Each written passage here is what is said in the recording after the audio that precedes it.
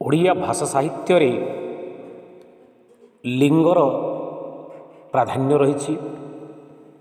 ତେବେ ଏହି ଲିଙ୍ଗ କ'ଣ?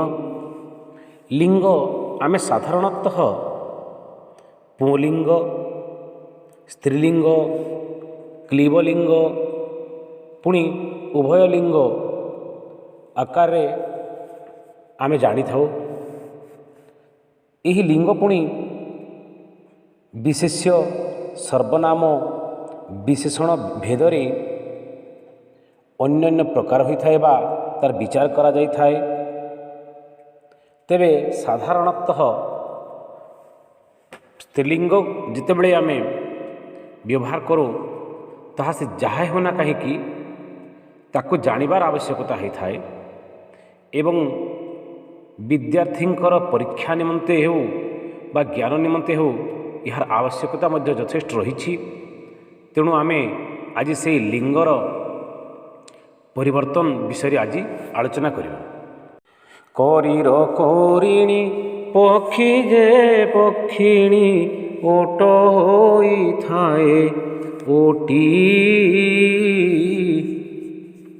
ବଗର ବଗୁଲି ମରାଳ ମରାଳି କମଠ ହୁଏ କମଠି,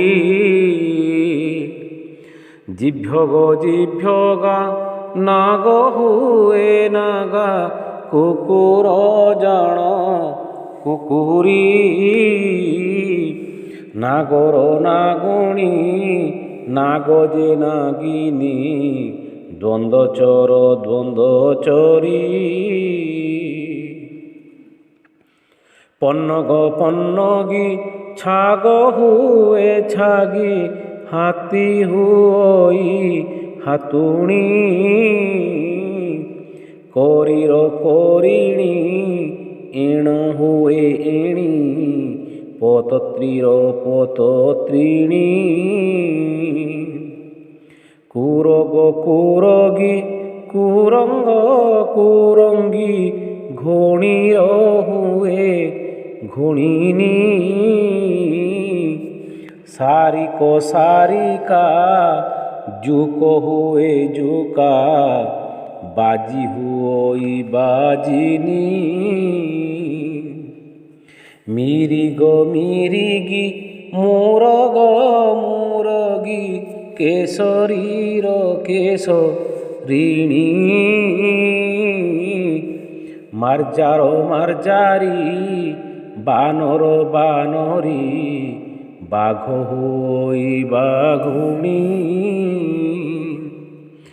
ଭାଲୁର ଭାଲୁକି ଭଲ୍ଲୁକ ଭଲ୍ଲୁକି ବ୍ଯୋମଚର ବ୍ଯୋମଚରୀ, ଶାର୍ଦୁଳ ଶାର୍ଦୁଳୀ ଶିଆଳ ଶିଆଳୀ ବାନ୍ଦର ହୁଏ ବାନ୍ଦରୀ।